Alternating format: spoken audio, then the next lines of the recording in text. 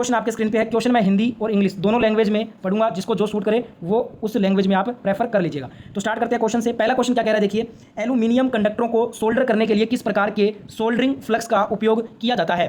Which type of soldering flux is used for soldering aluminium conductors. साथ साथ में आपको हर क्वेश्चन का आंसर कमेंट में बताना है, इससे आपको सारे प्रश्न फटाफट से याद हो जाएंगे। सभी के आंसर मैं वीडियो के एंड में कमेंट में चेक करूंगा, तो सभी आंसर करेंगे। जिनका भी आंसर ऑप्शन बी आ रहा है ना, उनका आंसर सही होगा। एल्यूमिनियम कंडक्टरों को सोल्डर करने के लिए हम काइनल फ्लक्स सोल्डरिंग का उपयोग किया जाता है इसमें। तो जिनका भी आंसर बी आया है उनका आंसर सही होगा। सभी आंसर करेंगे, इससे आपको प्रश्न जल्दी याद होगा और मैं सारों के आंसर लास्ट में चेक करूंगा, तो सभी आंसर फटाफट से कीजिए कमेंट में। नेक्स्ट क्वेश्चन नंबर 2 आपके स्क्रीन पे आ गया है। बैटरी चार्ज करने के दौरान हाइड्रोमीटर का उपयोग किस उद्देश्य से किया जाता है। What is the purpose of the hydrometer is used during charging of battery. फटाफट से बताइएगा क्या होगा इसका राइट आंसर। जिनका भी आंसर ऑप्शन बी आया है उनका आंसर बिल्कुल सही होगा। इलेक्ट्रोलाइट के विशिष्ट गुरुत्व को मापने के लिए हम जो है ना बैटरी चार्ज करने के दौरान हाइड्रोमीटर का उपयोग हम इस उद्देश्य से करते हैं, जिससे कि इलेक्ट्रोलाइट के विशिष्ट गुरुत्व को मापा जा सके, to measure the specific gravity of electrolyte. तो जिनका भी आंसर बी आया है उनका आंसर सही होगा। सभी आंसर कमेंट जरूर कीजिएगा। अगला क्वेश्चन है क्वेश्चन नंबर 3। आगत बिजली आपूर्ति में प्रदान किए गए फ्यूज कट का उद्देश्य क्या होता है। What is the purpose of the fuse cut out provided at the incoming power supply. आगत बिजली आपूर्ति में प्रदान किए गए फ्यूज कट का उद्देश्य बताना है। फटाफट से बताइएगा आंसर क्या होगा इसका। तो जिनका भी आंसर यहाँ पे आ रहा है ना, सी आंसर, उनका आंसर सही है। यह सुनिश्चित करने के लिए कि लाइन अति भार नहीं है, to ensure the line is not over loaded. तो यहाँ पे राइट आंसर जिनका भी सी आया है उनका आंसर सही होगा। हूबहू यही क्वेश्चन पेपर आपका फर्स्ट ईयर आईटीआई एग्जाम में आएगा। तो सारे प्रश्न जो भी करवा रहा हूँ ना, याद कर लो एग्जाम से पहले। हूबहू क्वेश्चन पेपर 100% यही छपने वाला है। वीडियो को स्किप मत करना, लास्ट तक पूरा वीडियो जरूर देख लीजिएगा। एक भी प्रश्न स्किप कर दोगे ना, हो सकता है वही प्रश्न आ जाए, इसलिए पूरा वीडियो देख लीजिएगा। और जिसने भी वीडियो को अभी भी लाइक नहीं किया है, तो आपके इतना मेहनत कर रहा हूँ, तो आपका फर्ज बनता है कि वीडियो को ज़्यादा से ज़्यादा लाइक करें। अपने सभी दोस्तों के ग्रुप में इस वीडियो को शेयर जरूर करना और चैनल को सब्सक्राइब करके नोटिफिकेशन को भी ऑन कर लो रोजाना आईटीआई की वीडियो देखने के लिए। अगला क्वेश्चन नंबर 4 देखिए क्या कह रहा है। ऑफ लोड टेप बदलने की प्रक्रिया से पहले पावर ट्रांसफार्मर का लोड क्यों काट दिया जाता है। Why the load of A power transformer is disconnected before the of load tap changing operation. क्या होगा इसका आंसर, फटाफट से बताइए। तो जिनका भी आंसर यहाँ पे दोस्तों आ रहा है ना, ऑप्शन ए, उनका आंसर बिल्कुल सही हो जाएगा। माफ कीजिएगा दोस्तों, यहाँ पे जो क्वेश्चन नंबर 4 का जो आंसर है ना, वो ऑप्शन डी होगा। ऑप्शन डी जिनका भी आंसर आया कमेंट में उनका आंसर बिल्कुल सही है। जो ऑफ लोड टेप बदलने की जो प्रक्रिया है ना, प्रक्रिया से पहले जो पावर ट्रांसफार्मर का जो लोड है वो इसलिए काट दिया जाता है, जिससे कि संपर्क बिंदुओं पर भारी स्पार्किंग से बचने के लिए लोड को काट दिया जाता है। तो यहाँ पे डी आंसर जिनका भी आया है उनका आंसर बिल्कुल करेक्ट हो जाएगा। नेक्स्ट क्वेश्चन देखिए, क्वेश्चन नंबर 5 क्या कह रहा है। क्वेश्चन नंबर 5 है कि 33 केवी से 66 केवी तक की भूमिगत सेवाओं के लिए किस प्रकार के केबल का उपयोग किया जाता है। Which type of cables are used for underground services from 33 KV to 66 KV. इसके लिए हम कौन सी केबल का यूज़ करेंगे, जल्दी से बताइएगा आंसर। जिनका भी आंसर डी आया है उनका आंसर बिल्कुल सही होगा। इसके लिए हम अतिरिक्त high tension cable, extra high tension cable का यूज़ करते हैं। ऑप्शन डी जिनका भी आंसर आया है उनका आंसर सही होगा। सभी के आंसर चेक करूंगा लास्ट में, तो सभी आंसर कमेंट में देते रहिएगा। नेक्स्ट क्वेश्चन नंबर 6 है। करंट ट्रांसफार्मर के कोर में कम प्रतिक्रिया और कम कोर हानि क्यों होती है।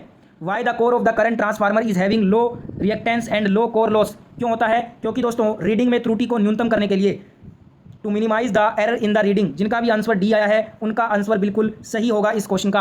हूबहू यही क्वेश्चन पेपर आपका फर्स्ट ईयर में पूछा जाएगा, तो सारे क्वेश्चन याद कर लो अगर आपको अच्छे नंबर से इस बार फर्स्ट ईयर में पास होना है तो। अगला क्वेश्चन है, XLPE केबल का पूर्ण रूप क्या होता है। What is the full form of XLPE cable. इसका फुल फॉर्म होता है क्रॉस लिंक्ड पॉलीएथिलीन।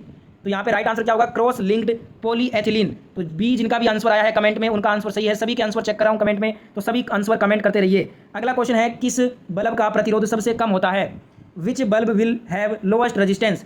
तो मैंने इसका एक आपको ट्रिक बताया था, जिसकी वाट क्षमता सबसे ज़्यादा होगी उसका रेजिस्टेंस सबसे कम होगा, और जिसका वाट क्षमता सबसे कम होगा उसका रेजिस्टेंस सबसे ज़्यादा हो जाएगा। ठीक है, तो हमें बताना था किस बल्ब का प्रतिरोध सबसे कम होगा। तो यहाँ पे वाट क्षमता सबसे ज़्यादा है इसकी 240 वोल्टेज और 500 वाट। तो जो आपकी क्षमता है ना, बी वाले बल्ब की सबसे ज़्यादा है, तो प्रतिरोध भी सबसे कम इसी में होगा। और अगर हमसे पूछ ले सबसे प्रतिरोध ज़्यादा किस में होगा, तो क्षमता सबसे कम किसकी है, सी वाले की है 60 वाट की। तो सबसे ज़्यादा प्रतिरोध हो जाएगा सी में और सबसे कम प्रतिरोध हो जाएगा बी में। सप्लाई सभी में सेम है 240 वोल्टेज। जो प्रतिरोध का पता लगाते हैं ना, वो बल्ब की जो आपकी क्षमता होती है उससे पता लगाते हैं, और क्षमता हमेशा वाट में निकाली जाती है। ठीक है, तो यहाँ पे राइट आंसर हो जाएगा 240 वोल्टेज 500 वाट बल्ब का प्रतिरोध सबसे कम होगा। बी जिनका भी आंसर आया है उनका आंसर बिल्कुल सही है। अगला क्वेश्चन देखिए, सीरीज सर्किट में प्रतिरोधक R2 में वोल्टेज ड्रॉप बताना है। What is the voltage drop in register R2 in the series circuit. यहाँ पे सर्किट जो दिया गया है इसमें 50 वोल्टेज की सप्लाई है, सीरीज में है ये, जिसमें 4 प्रतिरोध लगे हैं R1, R2, R3, R4।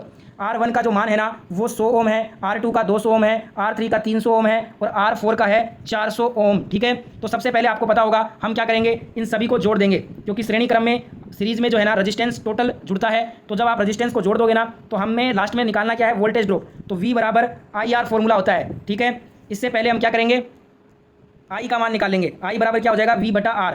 जैसे ही हम I का वैल्यू हमारे पास आ जाएगा, अब धारा जो है ना वो कांस्टेंट होती है सीरीज के अंदर, तो धारा की वैल्यू सेम रहेगी, धारा का मान हमारे पास आ जाएगा। तब हम क्या करेंगे, R2 में वोल्टेज ड्रॉप निकाल लेंगे। तो R2 में वोल्टेज ड्रॉप के लिए हम V बराबर I इंटू R से वापस स्पेसिफिक जो वोल्टेज ड्रॉप है R2 का वो निकाल लेंगे। ठीक है, तो जब आप निकालोगे ना तो ये 10 वोल्टेज होगा। कितना होगा, 10 वोल्ट। जो हमारा R2 है जिसका मान है 200 ओम, इसके अंदर वोल्टेज ड्रॉप कितनी होगी, 10 वोल्टेज होगी। ठीक है, तो इस प्रकार से आप, अगर आपको ओम का नियम अच्छे से पता है ना तो आप आराम से इस टाइप के सवाल को कर सकते हैं। V बराबर IR होता है, इस सबसे पहले हम I की वैल्यू निकालेंगे, V बटा R कर लीजिएगा, उसके बाद हम R की वैल्यू निकालेंगे। ठीक है, नेक्स्ट यहाँ पे क्वेश्चन देख लीजिए, इसका आंसर हो जाएगा 10 वोल्टेज। अगला क्वेश्चन क्या कह रहा है, अगले क्वेश्चन में ELCB किस प्रकार की सुरक्षा प्रदान कर सकता है ये पूछा है। Which type of protection the ELCB can provide. तो इसका आंसर हो जाएगा ऑप्शन डी, ये हमें ग्राउंड फॉल्ट से बचाता है। ठीक है, तो यहाँ पे अर्थिंग इसलिए की जाती है। राइट आंसर ऑप्शन डी, जिनका भी आया है ना उनका आंसर बिल्कुल सही होगा। अगला क्वेश्चन क्या कह रहा है, क्वेश्चन नंबर 11 देखो, पेडेंट होल्डर संयोजन के लिए अंडर राइटर की गांठ का उद्देश्य क्या होता है ये बताना है। तो दोस्तों देखिए, what is the purpose of underwriters note for pendant holder connection. तो इसका जो उद्देश्य होता है वो समान के टर्मिनलों से तनाव कम करें, ये इसका उद्देश्य होता है। Reduce the strain from the terminals of accessories. जिनका भी आंसर बी आ रहा है ना उनका आंसर सही होगा। 100% रियल पेपर है फर्स्ट ईयर का, ये थ्योरी का, यही पेपर आपसे पूछा जाएगा फर्स्ट ईयर में। तो अच्छे नंबर अगर पास होना चाहते हो अच्छे नंबर से तो ये सारे प्रश्न याद कर लो, एक भी प्रश्न छोड़ मत देना, सारे प्रश्न याद करके जाओ, हूबहू पेपर यही आएगा। अगला क्वेश्चन, क्वेश्चन नंबर 12 क्या कह रहा है, कौन सा उपकरण एकीकृत उपकरण का एक उदाहरण होता है। Which instrument is an example of an integrating instrument. Hindi और इंग्लिश दोनों में पढ़ रहा हूँ क्वेश्चन, जिसको जो लैंग्वेज में सूट करता है वो लैंग्वेज आप अटेंड कीजिए। कौन सा उपकरण एकीकृत उपकरण का एक उदाहरण है, ऊर्जा मीटर है। ऊर्जा मीटर ये एकीकरण उपकरण का उदाहरण होता है। ऑप्शन डी, जिनका भी कमेंट में आंसर आ रहा है उनका आंसर सही होगा। सभी आंसर दीजिए, इससे आपको फटाफट से प्रश्न याद हो जाते हैं। तो सभी आंसर देंगे, सभी के आंसर चेक करूंगा लास्ट में। अगला क्वेश्चन क्या कह रहा है, क्वेश्चन नंबर 13 देखिए, क्वेश्चन है ECC का विस्तार क्या है। What is the expansion of ECC। ECC का फुल फॉर्म होता है अर्थ कंटिन्यूटी कंडक्टर। तो जिनका भी आंसर सी आया है उनका आंसर बिल्कुल सही होगा। नेक्स्ट क्वेश्चन आपके स्क्रीन पे है, क्वेश्चन नंबर 14, व्यावसायिक उद्देश्य के लिए स्थायी चुंबक बनाने के लिए चुंबकीयकरण की किस विधि का उपयोग किया जाता है। Which method of magnetisation is use to make commercial purpose permanent magnets. व्यावसायिक उद्देश्य के लिए हम प्रेरण विधि, इंडक्शन मेथड, स्थायी चुंबक बनाने के लिए हम जो प्रेरण विधि है ना इसका यूज़ करते हैं। तो जिनका भी आंसर डी आया है कमेंट में उनका आंसर बिल्कुल सही होगा। सभी आंसर करते रहो, इससे फटाफट से प्रश्न याद हो जाएगा। अगला क्वेश्चन क्या कह रहा है, क्वेश्चन नंबर 15 देखिए, यदि किसी चालक का अनुप्रस्थ काट क्षेत्रफल दोगुना कर दिया जाए तो उसके प्रतिरोध का मान में क्या परिवर्तन होगा। What is the change in value of resistance of the conductor if it's cross section area is double. ये 2 गुना घट जाएगा। अगर हम चालक का अनुप्रस्थ काट का क्षेत्रफल 2 गुना कर देंगे तो प्रतिरोध क्या हो जाएगा, वो 2 गुना घट जाएगा, क्योंकि दोनों का जो रिलेशन है ना वो व्युत्क्रमानुपाती है। ठीक है, तो यहाँ पे राइट आंसर क्या हो जाएगा, ए आपका राइट आंसर हो जाएगा। नेक्स्ट यहाँ पे क्वेश्चन देख लीजिए, क्वेश्चन नंबर 16 क्या कह रहा है, प्रति चुंबकीय पदार्थ कौन सा है। Which is the diamagnetic substance. Option में यहाँ पे लकड़ी दिया है आपको, जो कि करेक्ट आंसर हो जाएगा। जो वुड होता है ना ये दोस्तों प्रति चुंबकीय पदार्थ हो जाएगा। जिनका भी आंसर बी आया है उनका आंसर सही है। चुंबकीय पदार्थ कौन से हो जाएंगे, निकेल, प्लेटिनम, मैग्नीज, और प्रति चुंबकीय हो जाएगा लकड़ी। अगला क्वेश्चन, क्वेश्चन नंबर 17 देखिए क्या कह रहा है। क्वेश्चन नंबर 17 है, यदि एक सेल को समानांतर संयोजन परिपथ में विपरीत ध्रुवता से जोड़ दिया जाए तो क्या प्रभाव पड़ेगा। What will be the effect if one cell is connected with reverse polarity in a parallel combination circuit. यदि किसी सेल को हम समानांतर संयोजन परिपथ में विपरीत ध्रुवता से जोड़ देना तो दोस्तों वो लघुपतित हो जाएगा, विल गेट शॉर्ट सर्किट, उसमें शॉर्ट सर्किट हो जाएगा। जिनका भी आंसर बी आया है उनका आंसर बिल्कुल राइट होगा। दोस्तों वीडियो अगर आपको अच्छा लग रहा है तो सभी प्यारे दोस्तों से रिक्वेस्ट करूंगा, आपके लिए इतना मेहनत कर रहा हूं तो सभी एक बार वीडियो को लाइक कर दो, और ज़्यादा से ज़्यादा दोस्तों की मदद करने के लिए, अपने दोस्तों की मदद करने के लिए इस वीडियो को अपने दोस्तों के साथ में शेयर करो, दबा के शेयर कीजिए इस वीडियो को दोस्तों के साथ में, जितने भी ग्रुप है सभी में शेयर कर देना। रोजाना ITI की फर्स्ट ईयर और सेकंड ईयर की रोजाना नई वीडियो देखना चाहते हैं तो चैनल को सब्सक्राइब कर लीजिए और नोटिफिकेशन को ऑन कर लीजिए। अगला क्वेश्चन है क्वेश्चन नंबर 17, ये वाला कर चुके हैं आपने। क्वेश्चन नंबर 18 देखिए क्या कह रहा है। क्वेश्चन नंबर 18 है, सीरीज सर्किट का अनुप्रयोग कौन सा होता है। Which is an application of series circuit. जिनका आंसर बी आया है उनका आंसर सही हो जाएगा। सीरीज सर्किट का अनुप्रयोग होगा सर्किट में फ्यूज। ऑप्शन यहाँ पे बी, जिनका भी आ रहा है आंसर उनका आंसर सही होगा। बिल्कुल यही question paper ITI first year में इस बार आएगा। तो सारे क्वेश्चन आप एग्जाम से पहले याद करके जाओ, एक भी क्वेश्चन को स्किप मत कर दीजिएगा, वही क्वेश्चन आ भी जाएगा पेपर में। ये हूबहू 100% रियल क्वेश्चन पेपर है इलेक्ट्रिशियन थ्योरी का, जो इस बार पूछा जाएगा फर्स्ट ईयर में। क्वेश्चन नंबर 19 है, 3 फेज स्टार से जुड़े असंतुलित भार में तटस्थ चालक में धारा का मान क्या होगा? What is the value of the current in natural conductor in 3 phase star connected unbalanced load? 3 phase star से जुड़े असंतुलित भार में तटस्थ चालक में धारा का मान बताना है। तो जिनका भी आंसर ए आ रहा है उनका आंसर सही होगा। 3 फेज में धारा का सैदिश योग होगा, the vector sum of current in 3 phases. सारे प्रश्न याद कर लो। ऑप्शन ए जिनका भी आंसर आया है उनका आंसर सही है। सभी कमेंट में क्वेश्चन के आंसर बताते रहिएगा, फटाफट से प्रश्न याद हो जाएगा आपको। सभी के आंसर चेक करूंगा लास्ट में, तो सभी आंसर दो। अगला क्वेश्चन 20, क्वेश्चन नंबर 20 देखिए, कुकिंग रेंज का हीटिंग तत्व बनाने के लिए किस सामग्री का उपयोग किया जाता है? Which material is used to make the heating element of cooking range? किसका यूज करते हैं हम, फटाफट से बताइएगा। नाइक्रोम का। जिनका भी आंसर बी आया है उनका आंसर बिल्कुल सही होगा। अगला क्वेश्चन, क्वेश्चन नंबर 21 देखिए क्या कह रहा है। क्वेश्चन नंबर 21 है, एसी आपूर्ति की कौन सी शक्ति वाट मीटर द्वारा मापी जाती है? Which power of AC supply is measured by the watt meter? Watt meter से हम वास्तविक शक्ति ट्रू पावर को मापते हैं। जिनका भी आंसर कमेंट में बी आ रहा है उनका आंसर सही होगा। सभी के आंसर चेक करूंगा, तो वीडियो को सभी पूरा देखिए और आंसर साथ साथ में हर क्वेश्चन का देते रहिए कमेंट में। क्वेश्चन नंबर 22 क्या कह रहा है, चमकदार दक्षता की इकाई क्या होती है? What is the unit of luminous efficiency?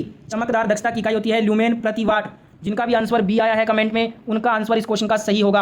अगला क्वेश्चन, क्वेश्चन नंबर 23 क्या कह रहा है देख लीजिए, 90 वर्ग मिमी, ठीक है, 1/2 कोर यूजी केबल के न्यूट्रल कोर का आकार बताना है आपको। तो बताइए क्या होगा इसका राइट आंसर। यूजी केबल के न्यूट्रल कोर का आकार क्या होगा? 90 वर्ग मिमी के 50 स्क्वायर mm हो जाएगा। जिनका भी डी आंसर आया है उनका आंसर सही है। रट लो ये सारे प्रश्न, हूबहू क्वेश्चन पेपर आएगा ये। अगला क्वेश्चन क्या कह रहा है देखिए, क्वेश्चन नंबर 24 है, आग बुझाने में जो स्टार्विंग होता है वो उसका क्या होता काम है ये बताना है। देखिए जो आग बुझाने में स्टार्विंग होता है ना, ये दोस्तों removing fuel element from the fire, ये आग से ईंधन तत्व को निकालने का काम करता है। ऑप्शन डी जिनका भी आंसर आ रहा है कमेंट सेक्शन में उन सभी का ये प्रश्न बिल्कुल सही है। अगला क्वेश्चन देखिए, क्वेश्चन क्या कह रहा है, घरेलू वायरिंग स्थापना में परीक्षण का प्रकार क्या होगा? What is the type of a test in domestic wiring installation as shown in the figure? यहाँ पे आपने डायग्राम देख लिया है, ये आपको देखकर बताना है कि घरेलू वायरिंग स्थापना में परीक्षण का प्रकार कौन सा है ये। तो ये दोस्तों पोलैरिटी टेस्ट है, ध्रुवता की जांच करना इसको बोलते हैं। ऑप्शन डी जिनका भी आंसर आ रहा है उनका आंसर ये बिल्कुल सही होगा इस क्वेश्चन का। अगला क्वेश्चन देखिए, क्वेश्चन नंबर 26 क्या कहता है, आईसीडीपी मुख्य स्विच का उपयोग कहाँ किया जाता है? Where the iron clad double pole main switch is used? ICDP का फुल फॉर्म भी याद कर लो, आयरन क्लैड डबल पोल। इसका मुख्य रूप से यूज होता है सिंगल फेज डोमेस्टिक इंस्टॉलेशन में, एकल फेज घरेलू स्थापना में आईसीडीपी मुख्य स्विच का उपयोग होता है। जिनका भी आंसर आया है ऑप्शन ए उनका आंसर बिल्कुल राइट होगा। अगला क्वेश्चन देखिए, क्वेश्चन नंबर 27 क्या कह रहा है, उदासीन संयोजन किस प्रकार के ऊर्जा मीटर के साथ काम करता है? Which type of energy meter works with neutral connection. उदासीन संयोजन किस प्रकार के ऊर्जा मीटर के साथ काम करता है? तो ये सिंगल फेज सिंगल एलिमेंट एकल चरण एकल अवयव के रूप में काम करता है। जिनका भी सी आंसर आ रहा है ना कमेंट में उनका आंसर बिल्कुल सही होगा। वीडियो को एक बार लाइक शेयर सब्सक्राइब कर दीजिएगा जिसने भी नहीं किया हुआ है। क्वेश्चन नंबर 28 क्या है, दोष में सर्किट को बाधित करने के लिए फ्यूज द्वारा लिया गया समय क्या कहलाता है? What is the term of the for the time taken by a fuse to interrupt the circuit in fault? दोष में सर्किट को बाधित करने के लिए फ्यूज द्वारा लिया गया समय क्या कहलाता है? इसको हम कट ऑफ गुणांक बोलते हैं, कट ऑफ फैक्टर। जिनका भी आंसर डी आया है उनका आंसर बिल्कुल सही होगा इस क्वेश्चन का। अगला क्वेश्चन देखिए, फिगर वाला क्वेश्चन है। क्वेश्चन नंबर 29, चित्र में दर्शाए अनुसार अर्थ प्रतिरोध माप की कौन सी विधि दर्शाई गई है? Which method of earth resistance measurement is utilised as shown in the figure? यहाँ पे बताना है कौन सा अर्थ प्रतिरोध माप का विधि दर्शाया गया है। देख लिया है आपने डायग्राम, तो ये है दोस्तों फॉल ऑफ पोटेंशियल, विभव का पतन। चित्र में दर्शाए अनुसार ये विभव का पतन अर्थ प्रतिरोध माप की जो विभव पतन है ना, ये विधि है ये। ऑप्शन बी जिनका भी आंसर आया है कमेंट में उनका आंसर सही होगा। अगला क्वेश्चन क्या कह रहा है, क्वेश्चन नंबर 30 है, 3 फेज प्रणाली में किन्हीं 2 फेजों के बीच फेज एंगल का अंतर बताना है। What is the phase angle difference between any 2 phases in A 3 phase system? 3 phase प्रणाली में किन्हीं 2 फेजों के बीच के एंगल का अंतर होता है 120 डिग्री। तो जिनका भी आंसर डी आया है कमेंट में उनका आंसर बिल्कुल सही हो जाएगा। अगला क्वेश्चन क्या कह रहा है, क्वेश्चन नंबर 31 है, बैटरी चार्जर में फाइन सेलेक्टर स्विच का कार्य बताना है। What is the function of fine selector switch in battery charger? ये आपको डायग्राम देखकर बताना है कि बैटरी चार्जर में फाइन सेलेक्टर स्विच का कार्य। तो अगर आंसर आप कर रहे हो ना ऑप्शन डी को, धारा रेटिंग का चुनाव, सिलेक्शन ऑफ करंट रेटिंग, तो आपका यहाँ पे आंसर बिल्कुल सही हो जाएगा। नेक्स्ट यहाँ पे क्वेश्चन देखिए, क्वेश्चन नंबर 32 क्या कह रहा है, विद्युत परिपथ में चालकता के लिए चुंबकीय परिपथ में समान शब्द क्या होगा? What is the similar term in magnetic circuit for conductance in electrical circuit? विद्युत परिपथ में चालकता के लिए चुंबकीय परिपथ में समान शब्द होगा परमियंस। ऑप्शन बी जिनका भी आंसर आया है कमेंट में उनका आंसर सही होगा। सभी के आंसर लास्ट में चेक करूंगा, सारे जने कमेंट करेंगे हर क्वेश्चन का आंसर, इससे आपको फटाफट से प्रश्न जल्दी याद होते हैं। नेक्स्ट क्वेश्चन देखिए, क्वेश्चन नंबर 33 क्या कह रहा है, बड़े ट्रांसफार्मरों में स्टेप्ड कोर व्यवस्था का क्या लाभ होता है? What is the advantage of stepped core arrangement in the larger transformers? बड़े ट्रांसफार्मरों में स्टेप्ड कोर व्यवस्था का लाभ ये होता है कि ये दोस्तों मिनिमाइज द कॉपर यूज़, ये तांबे के उपयोग को कम कर देता है। जिनका भी आंसर डी आया है उनका आंसर बिल्कुल सही हो जाएगा। अगला क्वेश्चन नंबर 34 क्या कह रहा है, चित्र में दिखाए गए हथौड़े का नाम क्या है, what is the name of the hammer as shown in the figure. ये हैमर का नाम बताना है, तो इसको क्लो हैमर बोलते हैं। जिनका भी आंसर ऑप्शन ए आया है कमेंट में उनका आंसर सही हो जाएगा। अगला क्वेश्चन 35 नंबर क्वेश्चन क्या कह रहा है, 2 वाट मीटर W1 W2 विधि द्वारा कुल शक्ति क्या है यदि वाट मीटर W2 में से एक का पाठ्यांक उलट कर दिया जाता है तो। What is the total power of 2 wattmeter W1 and W2 method if one of the wattmeter W2 reading is taken after reversing। तो क्या हो जाएगा, ऑप्शन बी हो जाएगा W1 माइनस W2। ठीक है, ये आपका करेक्ट आंसर होगा। जिनका भी बी आंसर आया है उनका आंसर सही होगा। अगला क्वेश्चन क्या कह रहा है, संतुलित और असंतुलित दोनों भारों के लिए कौन सी शक्ति माप विधि का उपयोग किया जाता है। Which power measurement method is used for both balanced and unbalanced loads. संतुलित और असंतुलित दोनों भारों के लिए हम 2 वाट मीटर मेथड का उपयोग करते हैं। ऑप्शन ए जिनका भी आंसर आया है उनका आंसर बिल्कुल सही होगा।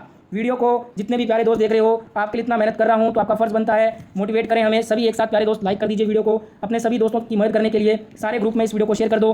दोस्तों के साथ में वीडियो को जरूर शेयर करना। रोजाना ITI की फर्स्ट ईयर सेकंड ईयर की नई वीडियो देखने के लिए आप इस चैनल को सब्सक्राइब करके नोटिफिकेशन को ऑन कर लीजिए। क्वेश्चन नंबर 37 क्या कह रहा है, 500 वाट लैंप द्वारा 5 घंटे तक खपत की गई विद्युत ऊर्जा की इकाई में गणना करें। Calculate the electrical energy in unit consume by 500 watt lamp for 5 hours. ठीक है, तो इसकी खपत निकालने के लिए एक फॉर्मूला होता है दोस्तों, उस फॉर्मूले को बोलते हैं वाट गुना घंटा गुना दिन बटा 1000। अब यहाँ पे हमारे पास वाट कितना है 500 है, टाइम कितना है 5 घंटा है, और दिन अपने पास यहाँ पे दिया नहीं है तो अपने एक ही दिन मानेंगे। अब हमें करना क्या है, 500 गुना 5 गुना 1 बटा 1000। ये फॉर्मूला करोगे ना तो आपका यूनिट आ जाएगा यहाँ पे। तो देखिए करते हैं अपने, 500 वाट था हमारे पास, घंटा कितना था 5 घंटा, दिन दिया नहीं था तो एक दिन मान लेंगे हम, बटा में 1000। ये फॉर्मूला है, वैल्यू पुट कर दिया। अब इसको हल कर देते हैं, 2 0 से 2 0 चला जाएगा, 5 5 25 हो जाएगा। ठीक है, 25 × 1 25 ही होगा। हमारे पास इक्वेशन क्या आ रही है 25 बटा 10, तो कितनी यूनिट हो जाएगी 2.5 यूनिट। तो राइट आंसर ऑप्शन ए होगा। इस जब भी आपको ऐसे सवाल दिखे पेपर में, आपको ये फॉर्मूला याद रखना है, वाट गुना घंटा गुना दिन बटे में 1000। अब यहाँ पे दिन अगर नहीं दिया होगा तो हमें एक दिन मान लेना है, और जितने दिन दिए होंगे उतना दिन यहाँ पे हमें वैल्यू लिखना है। ठीक है, नेक्स्ट यहाँ पे क्वेश्चन है, क्वेश्चन नंबर 38, फूड मिक्सर में रोटरी स्विच का कार्य क्या होता है। What is the function of the rotary switch in food mixer. तो फूड मिक्सर में रोटरी स्विच का कार्य होता है, ये स्पीड सेलेक्ट करता है, गति को चेंज करता है। ये गोल बटन जो दिया होता है उसमें ये स्पीड को सेलेक्ट करने का काम करता है। तो सी आंसर जिनका भी आया उनका आंसर सही होगा। ये